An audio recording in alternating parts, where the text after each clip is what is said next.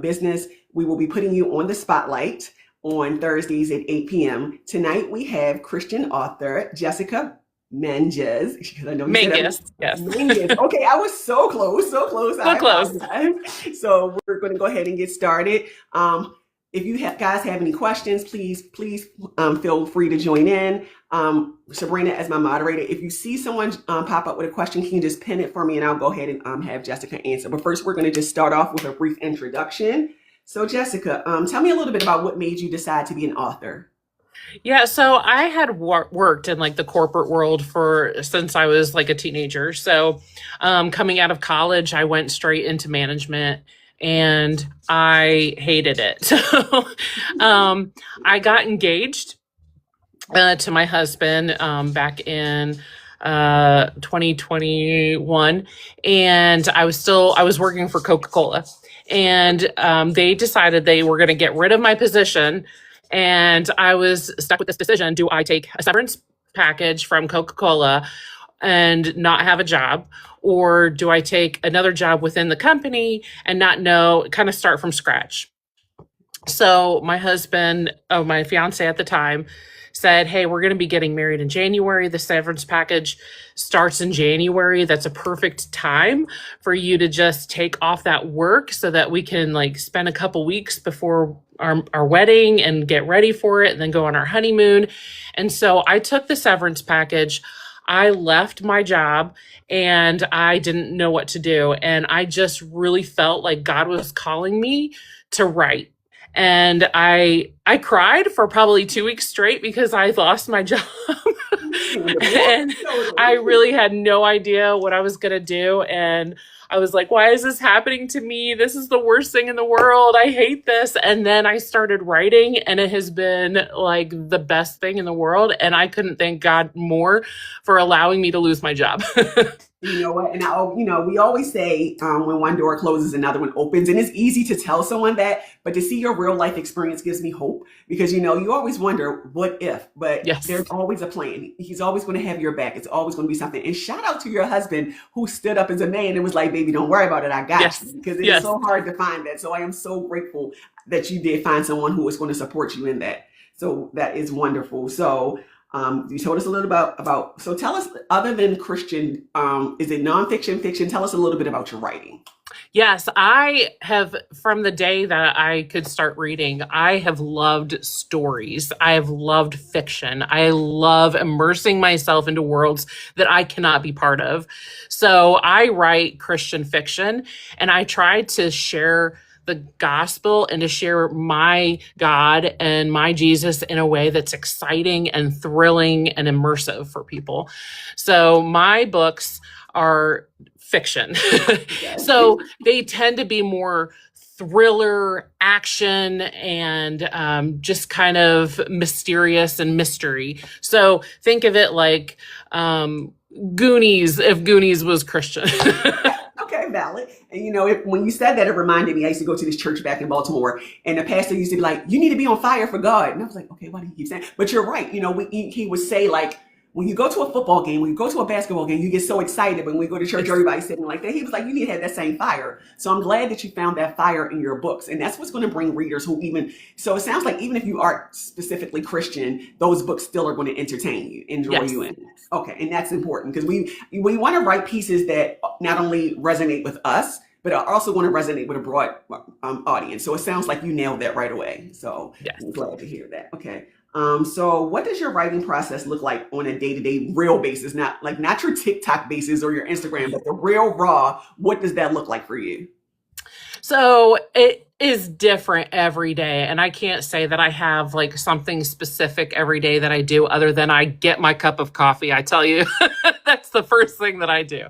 So I get up, I make my cup of coffee, and I try to spend a little bit of time reading the Bible before I even start writing anything else. Because if I don't start there, then it's just going to end up terribly for the rest of the day. So then I start with just praying that God helps me figure out what I'm going to put on paper that day. And then I start writing. So usually I have a plan. in place once I'm writing. So it takes me about 2 to 3 months of research before I start the actual writing process. So if I'm going to be writing about, because right now my work in progress takes place prior to the flood. Okay. So if I'm going to be writing about a time period that happened thousands of years ago that I don't know 100% about, I'm going to take that time before I start writing and immerse myself into that world as much as possible by doing research and looking up either theologians or historians or archaeologists, or even looking at a lot of the stonework from that you can find from 6,000 years ago. And I'm going to study that as much as possible before I start writing.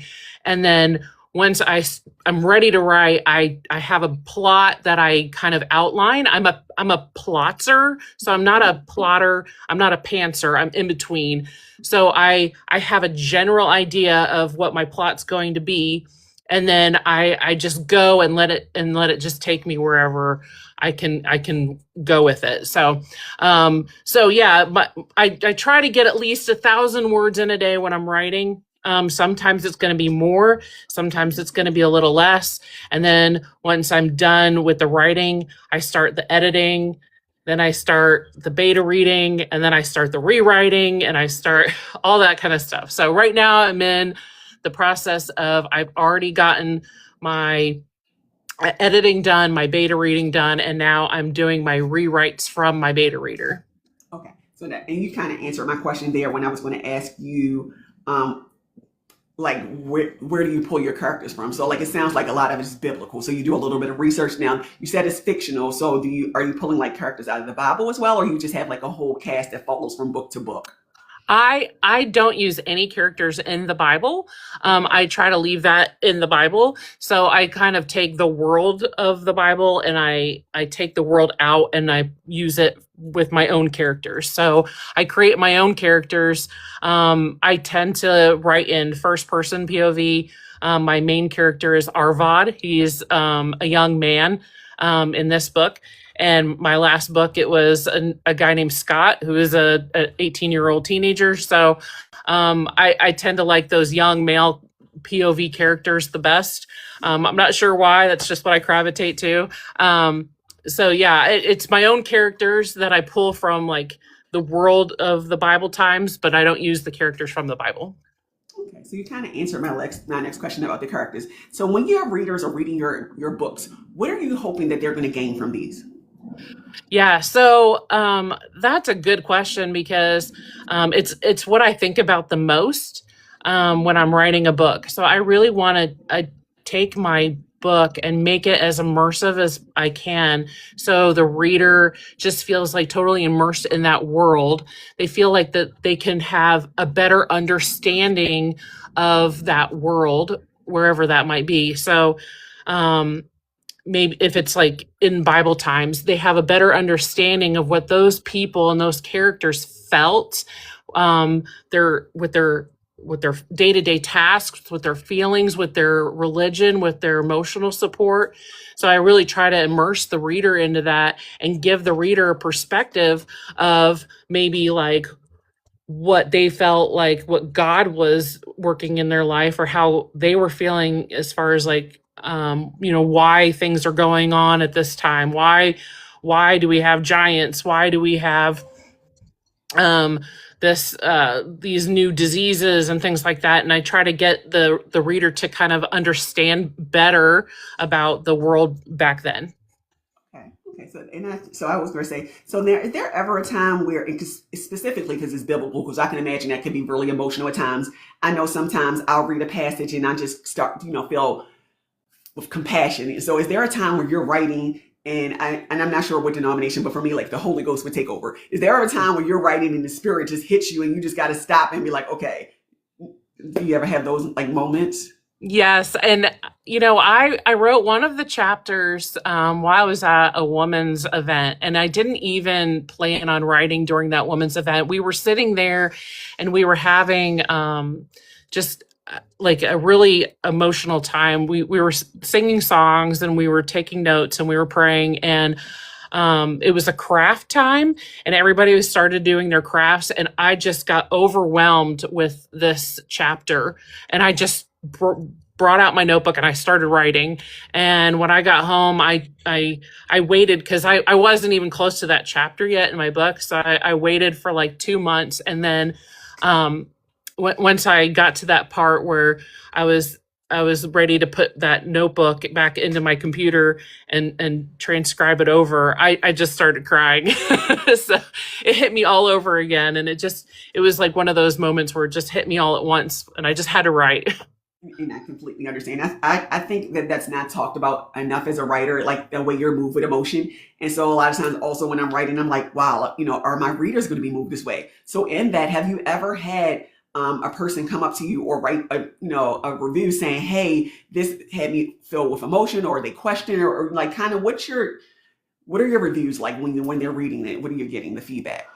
Yeah, that's another thing. Like it's very humbling because I have been told and people have come up to me and told me that they started going back to church because they read my book. One person said that they got back into church and got baptized because of my book, and that's very humbling. Like I don't want to feel like it's something that I did. I want to be used by God, but it's not it's hard to hear the words like, oh, your book did this. And I'm like, oh, like, thank you. I don't know, but I don't know how to react to that. So it's very humbling. And I do, I do want to be used by God to draw people back to God if that's where they need to be, or, just experience them for the first time. So it's very humbling to hear that in those reviews. And I appreciate every one of them. It's an amazing feeling when you get those reviews, when you have someone reach out and, because like I said, you feel it all the time, and your family and your friends, specifically like a stranger, it's like, oh, they're not just being polite, or they're really, so it's important. And I know I heard you say being humble, but, like I said, as a Christian, that's your job to draw up others to Christ. So you don't even need to, you got to be like, it's not me, it's my God. He's working Yes. through me. So, and that's a blessing right there to have your writing hit people in such an impactful way. So would you say, where does your artwork come from? Like when you think of your covers, where's your inspiration coming from that? Yeah, I am not that artistic. So my first cover, it's a funny story. I had not a clue of how to make a cover for my first cover. And so I took my camera and I was going around the house taking pictures and just trying to figure out like, okay, there's a letter in my book. I'll take a picture of a letter. There's a key in my book. I'll take a picture of a key and I'll see if I can just kind of work that in.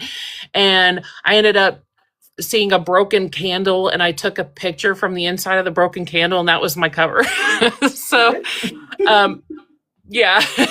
So I am actually re-releasing my book. So this is my cover now. This is Okay, go from ahead the and hold it inside up. of a Let everybody broken see it candle. so that everybody can show everybody the cover so that they can get a picture of it, and Yeah.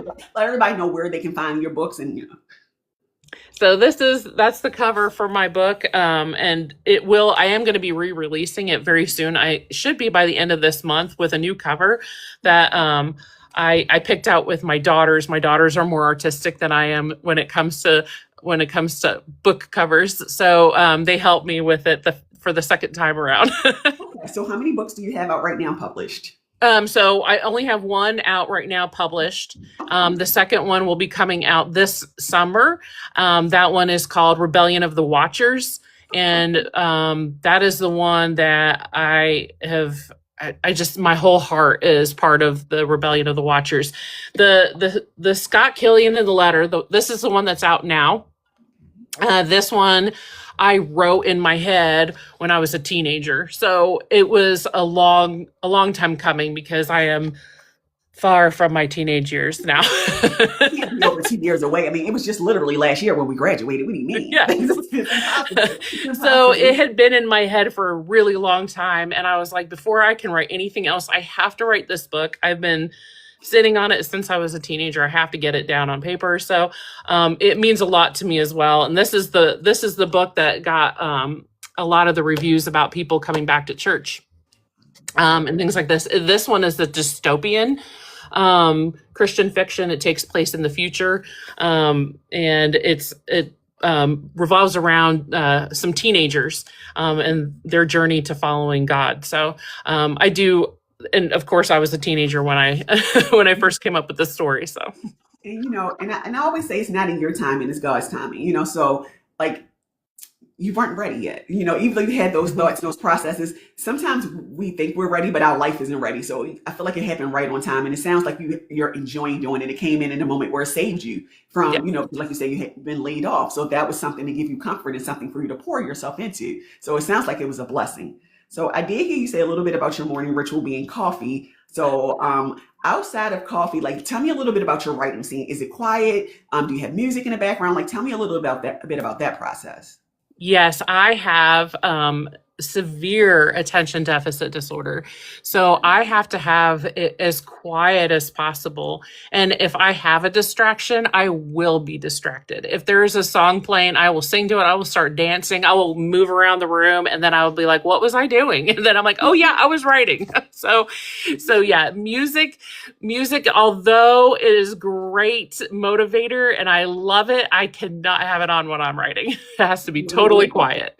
We're here. Totally relatable. The ADHD be like, was I making something to eat? Is the stove still on? Wait a minute, am I writing? So yes. So is there a favorite time of the day? I know you said you don't have you take your coffee, but do you prefer more so morning or is it like late nights? Like what is your preference if it's up to you?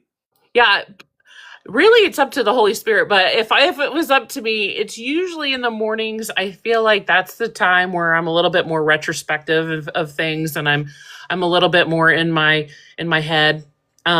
But there are some times at night where my husband will go to bed early. He gets up like 5 or 6 in the morning and I don't get up that early. So he'll be in bed before me and I'll just find that quiet time to write. But normally I do write in the mornings. Okay. So I'm going to have you do a reading for our guest here so that they can get an idea of what you're reading. And then also just once you finish reading, let them know where they can find your book at. Sure. I will read the first chapter of Scott Killian in the letter.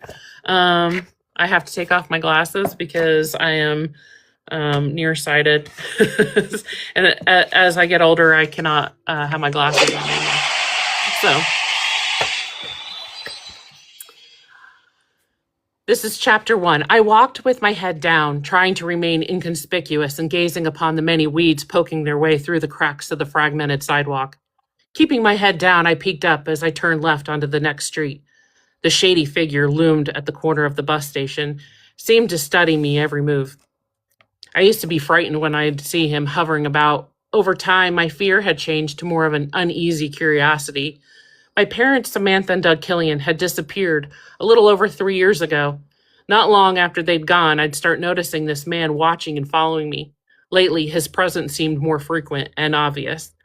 I could feel his unnerving gaze, even though his pair of dark sunglasses, which he always wore alongside an Indianapolis Colts baseball cap and a long dark coat over layered clothing. He stood around 6 feet tall, had an average build, and was Caucasian. He always stood just far enough away from me to be unable to make out any specific facial features or other physical attributes, and he always vanished as quickly as he appeared. I felt helpless, knowing he was probably stalking me from afar. Sometimes I thought I was being paranoid. However, my instincts told me frequent sightings of the man couldn't be coincidences. I wanted to convince myself it was possible to just live in the area near the bus station, but my feeling of apprehension and my inclination for survival fought my ability to be convinced. I set aside the graffiti I sat inside the graffiti covered bus shelter, watching the litter on the streets blow by as I waited to head home from the school for the last time. I didn't carry a book bag or my personal items, as they would most likely get stolen on the unscrupulous streets. I took public transport instead of riding the school bus. Not only did I get home faster, but 3 years ago, my school bus driver, who had been accustomed to seeing my mom greet me each day, had asked where my mom was one afternoon. She had disappeared, and I lied. I told the bus driver that my mom was at a dentist appointment. I never ridden the school bus again, fearing people would notice I was alone and would make a report. Not having to ride the bus with a bunch of freshmen and sophomores had been an added benefit. I didn't know if you, I didn't know how No, it far you really, wanted me to it read. really drew me in, and I was like, even though she had the Colts in there, I'm not going to hold that against you. Like, I'm not. Well, he Everybody was knows the he was a story. bad guy, so Yeah, everybody knows the story about how the Colts left Baltimore in the middle of the night. So Yes, yes, yes. we're not gonna harp on that. But yes, it was really good. It really drew me in right away. And for me, that is so important. When I go to read a book, that first couple of lines is either going to make or break me. And I felt like as soon as you started reading it, I was like, okay. And then I'm like, the dark figure. What's this dark figure? So it Yes. definitely drew me in. So I want to ask you to let our readers know where they can find your book, so that if anybody wants to purchase it, they'll be able to access it. Also, guys, please follow Jessica. She is here on TikTok. She is really, really, really an amazing person. I met her on Facebook. We've interacted, and I'm so glad to have her. I want to ask if anybody in the audience has any questions, and also any advice that you have for anyone who is looking to be a future author. Yeah, well, you can find my book on Amazon right now. It is on Amazon Kindle Unlimited also. So if you want to get the ebook version on Kindle Unlimited, it is free on Kindle Unlimited. Right now, it's also on Amazon on paperback. It will be soon, probably at the end of the month. The new release with the new cover will be also on Amazon, but it should be on other platforms as well as Ingram Spark and Barnes and Noble, but that's not out yet. So right now it's just Amazon. Okay, so I knew we were talking about the ISBN. So I'm probably going to bring you back once you finish that process for people who are writing, because like for me as well, I need a little bit of help with that. So maybe we can work up some kind of workshop or something to help. Oh, absolutely. Yeah. Yeah. So if anybody's interested in being a future author or looking and want some more information, we're open books. You can reach either one of us. Jessica seems to be a little bit more knowledgeable than me, but we can always direct you to some resources. I did want to ask you one more question, because this has been a little bit controversial, and I really hate to bring this up at the end, but I have to know. Okay. With technology evolving, I hear a lot of authors, more so this season, when have like such a negative viewpoint towards ChatGPT. What is your viewpoint on using AI? I honestly cannot really give my opinion because I'm kind of, I feel like I'm a little older. Okay. I don't know anything about it. Okay. So Well, not even older, but just more so you're not as tech savvy. I'm I'll not say. tech savvy. And my husband is an IT guy. That's what he does for a living. And people ask me all the time, "Oh, what does your husband do?" And I say, "Computers." Valid. It is a computer. I mean, he is So doing something on it. Well, we are definitely so glad to have you. Thank you for your reading. Thank you. We will be looking for your new book. You said it's going to be coming out this summer, and you're also going to be, looks like you said, releasing to Barnes and Noble, so we'll be able to access it different ways. I am looking forward to definitely working with you in future endeavors, because I do want to get the information as well, like you said, about putting it in Barnes and Nobles and things. And guys, like I said, if you are not following Jessica, please follow her and pick up her book. It sounds like it's really good from the first chapter alone. I'm definitely intrigued. thank you. You're more than welcome. Okay. So guys, we're going to take a quick break right here. We're going to have the lovely Shatira Simpson step up for us. Shatira Simpson is, I'm sorry, Sabrina's going, I don't want you to lose your gift, so don't drop down. Sabrina, can you drop down Jessica for me? Let's see. Don't drop off, because somebody told me if you do it, you don't get your gifts. So I Okay. want you to get your gifts. I just learned that. I'm getting there. We're learning. Is she there? Can she hear me? Maybe I might not have to do it. Hold on. I think I can do it. Sorry. There we go. Sorry about that. Thank you, Jessica, again. Yes, thank you. Okay. Yes, it is my Shatira. Yes, my daughter is Shatira. Shatira, are you here and you're in the chat? Let me make sure she's around. Bear with me, guys. Thank you guys so much for joining us. This is really exciting. Hi, Shatira. So, guys, I would like to welcome my lovely daughter, Shatira Simpson. She has a travel agency for a little getaway, and she's going to be giving us a little bit of information about that travel business. So let me go ahead and bring her up. Shatira, how are you today? I'm okay. I'm sick. She's a little under the weather, guys, so bear with me. And I thank you so much for taking the time. I know you're not feeling well. So I'm going to be, just going over a little bit of information with you. I know you have a great business. This is the best travel agent here on the east side of me. She is my daughter, so I'm a little bit partial, but she's going to give us a little bit of information. So can you just tell everyone how you started with the travel agency. Um, I don't know. It just kind of fell in my lap. Hi, everybody. It just kind of fell in my lap. Somebody, I think a friend of mine was doing it initially, and she brought me in through a meeting, and I was sitting there, and I'm like, oh, okay. I'm always planning all of the trips and taking on as the planner anyway when I go away. So I connected with a friend of yours who brought me in through her as a sponsor, and I just kind of branched off on my own from there. Okay. And what kind of travel experiences do you specialize in? So I specialize specifically in travel packages. So that's if you're traveling internationally here in the States to another country, which is international. I do travel packages. So it would be your flight, your hotel, and then your transfers included. Transfers meaning from the from the airport of the foreign place that you're going to your resort, and then back from the resort to the airport. I specialize in those. It could be group travel, vacations, bachelorette parties. I don't just want to get away. But it's usually a package. I also do hotel only travel. I just don't specifically book flights only. Okay. So, I know we talked a lot about the travel. What's one trip everyone should take at least once in their lifetime from your experience? What would that place look like? Um, I don't know. I guess it depends on what you're into. Everybody has their dream vacation. You may be a Caribbean type of person. If you like to travel to the Caribbeans, I'm gonna say, oh, you have to go to Aruba. But if you may like to travel somewhere where others aren't thinking of, like Ireland or uh, Africa, or it just depends. It depends on what you like. I can't say everyone has to go to Aruba because you may not be a Caribbean person. You may not like the beach, or you may not care for the oceans. You may be more into the scenery. So, a Paris or Asia or Japan or something like that may be your dream trip. I think it really just depends on the person.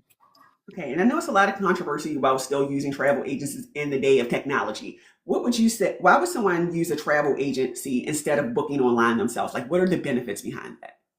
The true benefit is just hassle-free traveling. I know a lot of people, and I am one of those people as well who used to say like, I'm not using a travel agent. They're going to jack up the prices so they can get a commission, and that's not true. At least not for me. I don't. I'm sorry. That's okay. I don't. I don't hike up prices just so that I can get a commission. What I price with you is probably the same thing you can get on your own. It's just that you have the luxury of being able to show up to the airport. Everything is done. Your flights are booked. Your resort is booked. Everything is done. You don't have to worry about anything, even down to payments. You put your information in the system. I go online. I make the payments for you. I do literally everything. If you need to cancel, you just reach out to me. Hey, something came up. I have travel insurance. I need to cancel. It's going to be me on the phone making the calls, getting the credits, and doing everything. And that's what one of my clients said to me personally. She's like, this. She's going on a group trip. It's about 25 of them so far, and the lead traveler was like, this has made it less stressful because I literally do not have to do everything. You did all of the research. I trust your judgment. All I think I have to do is show up to the airport packed and ready to go. And we love that. I think in a day of, this day where everybody's working, kids, mom, taking care of caregivers, we're trying to make things easier. So, for me, yes, I definitely would suggest using the travel agents. And I think debunk that one myth that it's always more expensive, and it's not. So you're not getting anything other than your regular commission. So if someone is looking to book a trip with you, tell me a little bit about how they go about that. So I have a website. I'm not TikTok savvy, so I don't know how to like insert things and all of that. We'll take care of But that. I do have a website. I do have a TikTok as well for my travel business. It's called For Low Getaways. And what you would do is you would go on the website, you fill out a travel inquiry form. I do charge $25 for a proposal for people four or less. And if it's no, 1 to 6 people is $25 for the proposal. Six or more is 45. I charge for the proposal because you're really just paying for my time. I put a lot of energy into my proposals. It's not just a typical one resort. I include 3 resorts on my proposals. I make sure you have the best flights. I book the travel as if it was me traveling. I'm not going to give you a flight with a layover that's 10 hours because it's cheaper. I'm going to be very transparent and say, hey, you want to take this layover that's only 2 hours. It is maybe $200 more, but at least you're not sitting at the airport for 10 hours. So I really put in a lot of thought into my proposals. I do it as if I was the one traveling. So once you fill out the proposal and you send your payment, because I will not start your proposal until you send your payment. Once you send your payment, I do the I wish I could pull it up. I don't know if I could, but I do your travel proposal. I send it to you within 48 to 72 hours, maybe depending on where you're going. You look over the proposal, you can check right off onto the proposal what resort you want, what flights you want. Then it comes to me. I approve it. We talk about what day you want to make your deposit. You make your deposit, your trip is booked, and then you have to pay your trip off in full 45 days before travel. That's another perk of with using a travel agent. You can do a payment plan. You don't have to pay it all in full. Pay off your trip, and then you go on your vacation, and everything is settled. Everything is done. You don't have to worry about anything other than showing up to the airport, having your travel documents, and checking in. And I saw in the chat somebody asked, what was your TikTok? So we're going to make sure we get that information out. So guys, at the end of this session, I'm going to be creating a flyer with the current guests with their schedules, their email, whatever information that you need so that we'll have access to that. So here we go, 4 Low Getaway. So this is the name of the business. She's on Instagram, TikTok, as well as Facebook. You can find her there. No. Not Facebook, no more Facebook. I apologize. So you're on Instagram and TikTok. And TikTok. Okay, so Instagram and TikTok. Preferably for the 4 Low Getaways, it's probably best to reach out to me on Instagram because I'm just more Instagram savvy. I'm still trying to learn the whole TikTok. But on Instagram, you can click on my page. You can go click the link. You can go right to the booking page, and it's a lot easier. And you can also sign up to be a travel agent yourself if you want to, and then you will work underneath me, and then we will be a group, a team. Okay, and if you are looking to join her team, please reach out to her, Shatira. She will be glad to have you on. I can vouch for her, not because she's my daughter, but because she is a hard worker. I aspire to be like her. She's always on point, always honest, always truthful, and that is really, I am a little biased, but I can say just from watching her. And I'm going to ask you one last question. What has been, I know it's a lot of work when you do these, but is there like a dream trip that you're looking to book? Like, is there something you're like, oh, I can't wait to book somebody to go here? No, but I do have a family that is going to Disney World in Tokyo. Oh, wow. So I am like excited to get that started and do that. I'm living vicariously through them for right now because I'm going to get there. Other than that, I don't have a dream trip where I'm looking to book. I have a goal, which was I was looking forward to booking my first group travel, and I have done that. So check that out. Congratulations. Congratulations. Looking forward to expanding and starting my own, getting people underneath of me and starting my own. Okay. Okay, I apologize. It's okay. It's fine. So, like you said, she is on Instagram as well as TikTok. The preference is to reach her on Instagram. If you're looking to get a quote, like she indicated, 1 to 6 people, it's a $25. And if it's hi, Logan. This is my granddaughter, Logan. Hi, beautiful. Hi, Nana. And anybody over 6, we're looking at 45. So, guys, if you are looking to travel, please reach out to 4 Low Getaways, and she'll be glad to help you. Did anybody have any questions before Shatira steps off? She is feeling a little under the weather, so I'm not going to hold you too long. Okay. Well, I will, like I said, her information will be on my page. If you need any information from us, you can feel free to inbox me. Thank you so much for being a guest here on Raw and Unfiltered, and we look forward to hearing how your booking is going in the future. You're welcome. Bye. Bye. Okay. And guys,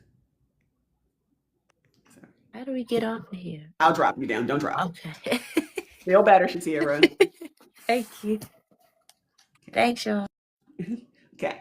And guys, and we just have one more guest coming up. This is a good. I mean, I love this girl. Her name is Kay. I recently met her here on TikTok. She is a fellow poet. Her personality is just infectious. I'm going to introduce her shortly. If you guys want to grab something to drink or anything like that, We're going to take like a 60-second break, and we're going to go ahead and bring Kay up.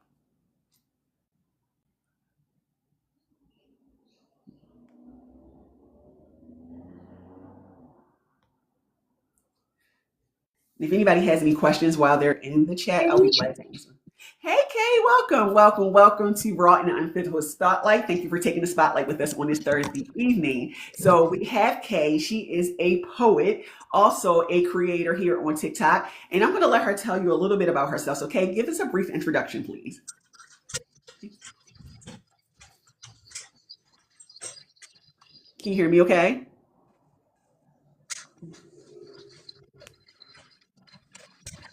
Hey, I'm sorry. I went to go grab some water. Oh, okay. I'm sorry, honey. Okay. So I was just telling everybody that you are a poet as well. And we're looking to just get a little bit more information. Tell us just a little bit about yourself. Hello, everyone. I am Natisha K. I've been doing poetry for a very long time. I actually started when I got out of high school, when I realized that I have an original flow with my words and I can articulate my words very well when I'm writing poetry. And that also goes for my feelings as well. If I'm thinking about something really deep, I have to put it on paper and I have to have a flow to it. Sometimes people understand me better that way, but I just put my all into poetry and I just love what I do. And I'm so happy to be here to share it with you. And tell me a little bit about like what got you into poetry in the first place. Growing up, my mom would always have me recite speeches for certain holidays, for church, for family functions and things. And my mama, she always had a nice way of articulating her words and writings as well. So I learned how to do these things from my mom. She taught me about stanzas and poetries and different type of poems and how to speak and speak with emotion when I'm reading them. And so I keep doing it because that's like my connection to my mama. I actually have a book and it's called Mama Guess What? And in this book, I just write everything to my mama like I'm talking to her, but I'm really just writing down my thoughts and things that happened that day. And if y'all don't think y'all in that book, I definitely told my mama about all y'all. I absolutely love that. And it's so endearing. Oh my gosh. I love that so much. Oh my gosh. So do you remember like the very first poem that you ever wrote? The very first poem that I ever wrote, oh my God. The very first poem that I wrote was about God. It was an Easter poem. And I about how actually, you were like a little I was, kid? Or, yes, I was 9. I wow. was 9. Like I said, my mom always gave me these poems, to read and stuff, and she would write them sometimes too. And I told my mom one year, I was like, I want to do my own poem. I want to write my own poem like how you do when you were speaking. Because anybody that knows my mom knows that she was an originator of poems. So anytime she got up to read a poem, they were like, oh, it's an original. And I like that. And they do it to me now too. They was like, oh, it's an original. So And what a way to carry her legacy. And, and I love to hear people speak highly about their parents or where it came from, because that's what you call legacy. A lot of times we talk about leaving behind generational wealth, but these things are things that are really going to carry over generation and generation because they're writing. So you're going to see that everywhere you go, especially now in the day of technology. You print something and it's pretty much there. That carbon copy is always going to be there. So these things are going to be here for your children, your children's children, and on and on and on. And that's really what leaving a legacy looks like. So I know you told me a little bit about what inspires and behind the emotion, and what emotion would you say you enjoy writing around the most? Like what brings you most comfort? Like whether you're sad, happy, when do you find yourself writing the most? well, actually, it just kind of depends on what I'm going through, what my emotion is, what's currently going on in my life. Some of my best poems definitely come from when I'm happy, you know, because I can process any emotion and how I'm feeling, And sometimes I'm happy and I start writing a poem and I'm crying because I'm spilling my words out on paper. And, getting those thoughts out sometimes just make you really emotional. And I can definitely echo that. So I know you said you like to write mostly when you're happy, and I was going to ask you that from pain or joy. You did answer that. So when you're writing this poetry, what is the indicator that you're finished? Like, how do you, because sometimes it's kind of hard to stop writing, you can go on and on and on and on. So what is the thing that you just says, okay, this is done. I'm finished. This is where I need to be.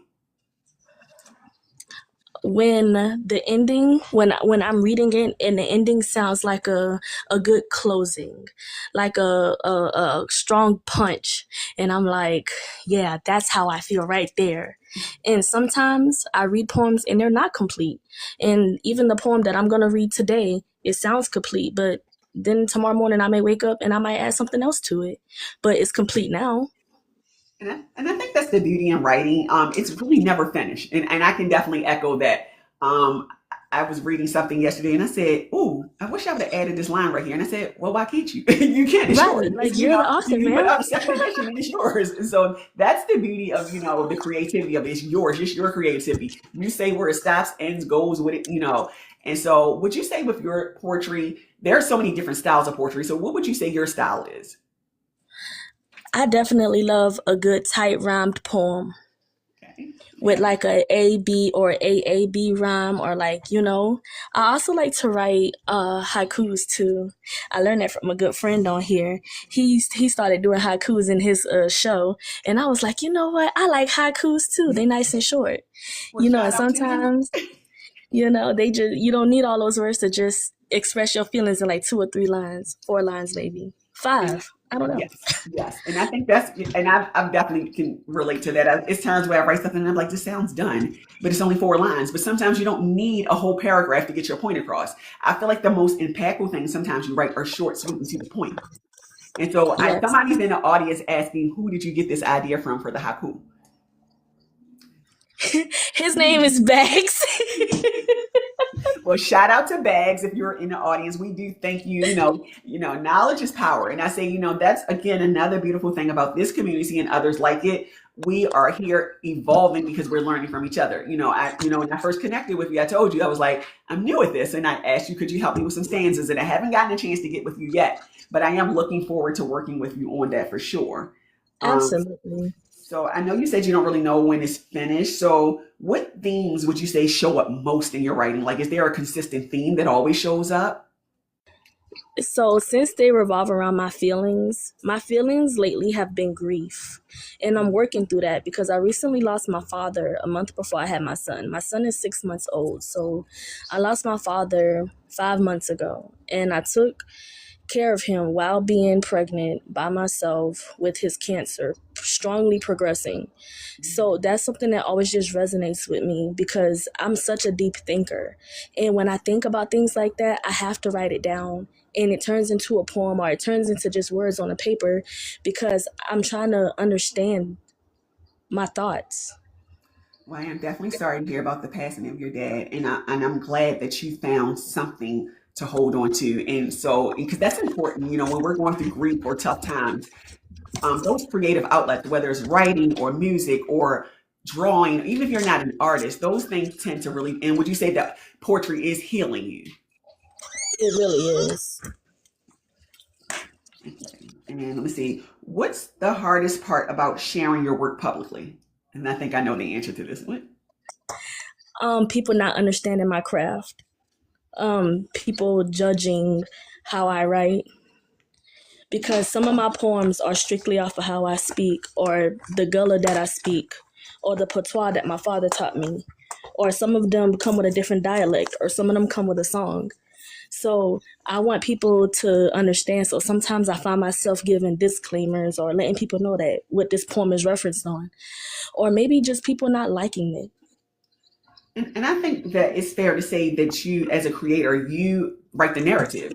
And so your people, I always say your people will find you. So I challenge you to let go of that disclaimer because when you read it, the people that can resonate are the ones that you want. Those are the people that are going to hone in. Those are the people that are going to get it. So I'm going to challenge you to drop that disclaimer when you start to read it and read it with that confidence. And this is how new things get started. You think about everything originates from somewhere. So while they may not be familiar, you may be the next big thing. So I give you permission to go ahead and do that. And I love your poetry. I really, really do. And in a minute, we're going to have you read a poem or two. I'm going to just ask you also, sometimes when you're writing, do you ever find yourself surprising yourself? Like, is it a time where do you ever go back and you read it and you be like, whoa, did I write this?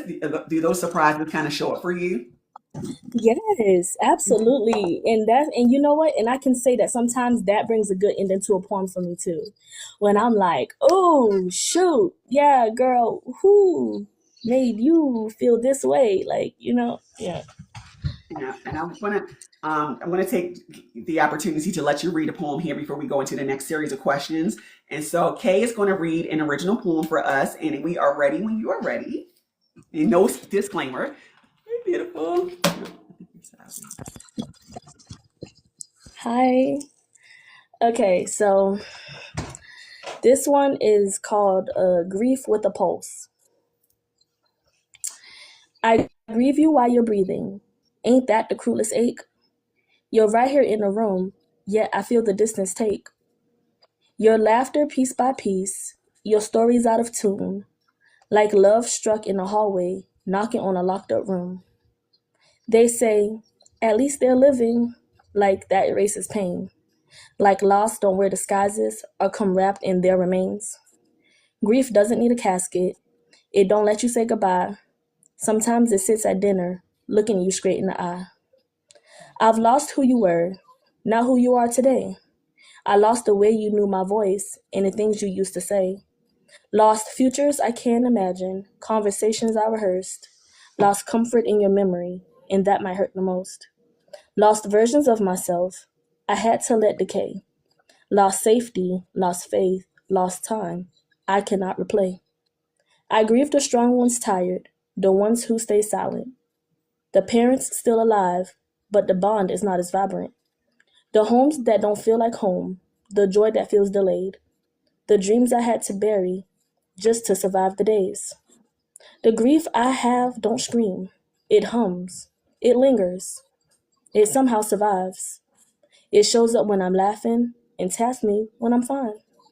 It teaches me that love don't leave just because it's changed. That missing someone's present is its own kind of pain.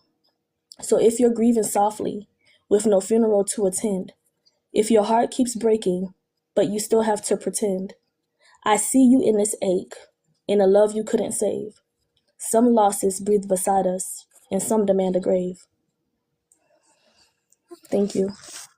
Yeah, I felt that. I really felt every emotion. I'm actually a little bit speechless, and that never happens. If you know me, I'm never speechless. I thank you so much for your. That was a very vulnerable poem. It was a vulnerable moment.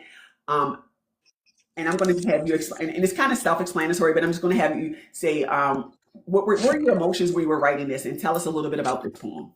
And So that poem is one of those poems where I think about my relationship with my mother and how things kind of took a turn. She had dementia, and eventually my mom called me mom. And my mom didn't do things like my mom anymore. She was like my child. And that was a realization of growth for me because I didn't understand it. So I grieved her while she was here because she wasn't my mom anymore. She wasn't this person that I grew up with. She wasn't no longer my protector. I was hers. And we would sit together often, and she would look at me like, I know who you are, but I don't. I know you're here every day, but who are you? And those things kind of crush me. And I wrote this poem to say, even if your parent is alive, but they're severely ill or they can't do for themselves, or if you're taking care of your parent too, I know that feeling. And I know what it feels like to have to bury someone, but they're physically still in the front of you. and I can feel each of those emotions as you were reading it, and it was kind of so. When you say somebody, sometimes people don't understand. I think far many of us can understand. Being a caregiver to a parent or a sibling or anyone. So I think that would resonate with so many of us. And I thank you so much for being vulnerable and reading it to us. It really meant a lot. So I know right now you said you don't have a book out. So what's next for you as far as creativity? Where are you looking to take your writing? Well, talking with you, lovely, we are going to work on getting me something published so I can be known. I'm new to TikTok, but I'm growing really well, and I have a nice family beside me pushing me along, and I love them so much, and I appreciate them. They just don't know how much they complete me, even in my most vulnerable days. And that's really coming from the bottom of my heart.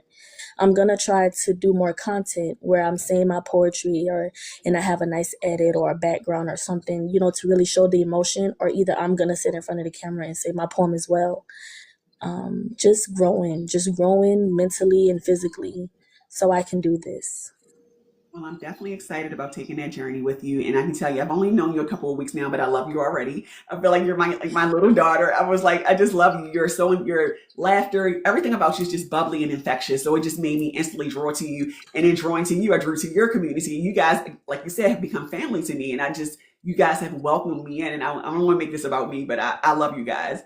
So I know you talked about your creativity. Tell us a little bit about your Saturday TikTok show so that others can find more poetry just like it.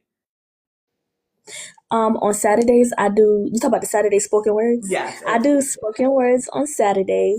It's where I open up the panel to other poets or people who like poetry, or who sometimes they just want to hear it. They just want to know, and they can contribute to a conversation. We open up vulnerability and we talk about things, and sometimes we even sing. It's such a beautiful session. And I encourage other poets to come out and to be a part and to just have a good time and to just support. And I also want other poets to do the same thing I'm doing, because some Saturdays, I want to come to someone else's panel as well. And I want to share my thoughts, and support my fellow poets too. We appreciate that space. I've had the pleasure of sitting in one about a week ago, and I didn't even realize I was on there 3 hours. I didn't know what time it was going to start or stop, but I looked up and I was like, you need to eat, you need to be cleaning. And it was really a vibe. It was really healing for me. It felt like I was sitting amongst family. So I appreciate what you're doing. So tell everybody what day and time they can find you, and tell us your TikTok page, please. My TikTok name is Natisha K. You can scoop me up out of this live like your favorite ice cream. I do spoken word Saturdays at 3 o'clock till whenever we get done doing our thing. So is that Eastern time, Central, or? That is Eastern time. That is 2 Central.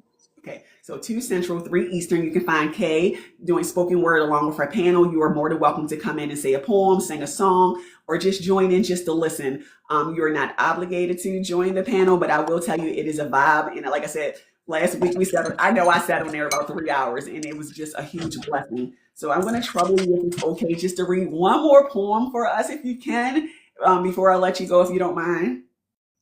Absolutely, no problem. I'm enjoying this. I'm so happy that I was able to be here today to support you. Glad to have you. And while you're finding that poem, I'm just going to let everybody know I am going to be looking to do this on Thursdays at 8 p.m.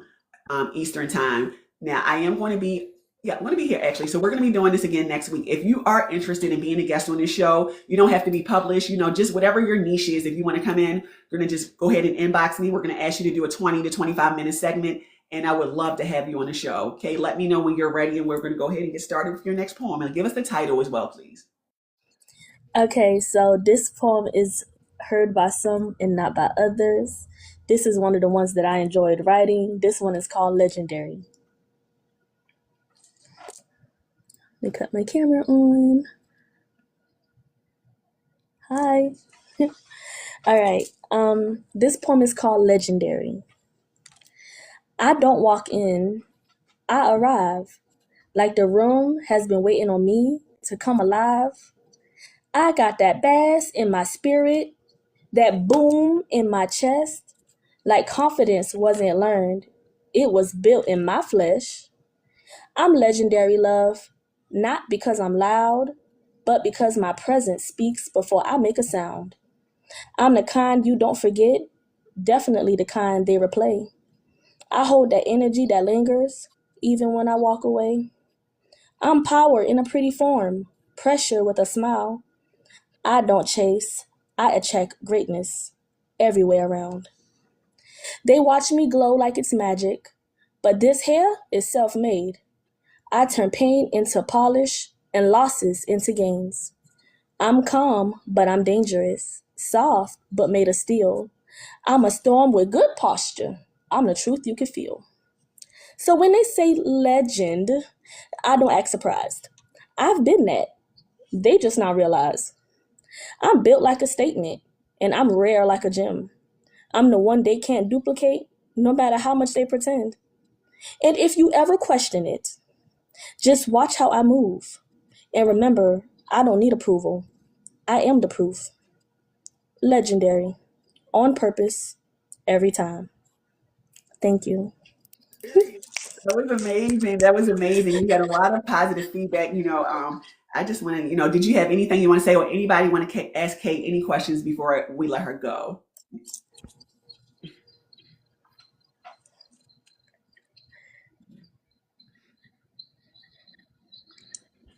Okay, so Kay again does poetry. She has her show on Saturdays, 2 Central Time, 3 Eastern Time. You can follow her, as well as I'm going to also Thank ask you you. guys to also follow our first guest as well, Jessica. They were both amazing guests. Jake, I'm going to go ahead and drop you down. Okay, do you have anything else you want to say before I let you go?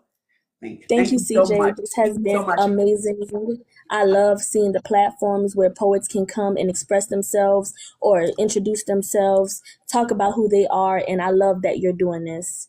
I don't care how many weeks you do this. I'll be a guest every week. And I love listen, supporting you. say Since I've less. met you, you have been absolutely amazing, and it is good to know that there are like-minded people like us in the world. Thank you. And I'm really thoroughly enjoying, and I'm definitely going to have you come back on because we're going to maybe do like a workshop. I'm going to get with Jessica and we're going to try to help you with that book, and we're going to try to get some information out to others who may be looking to also do the same.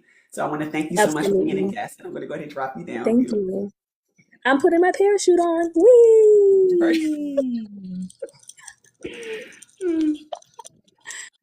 Okay.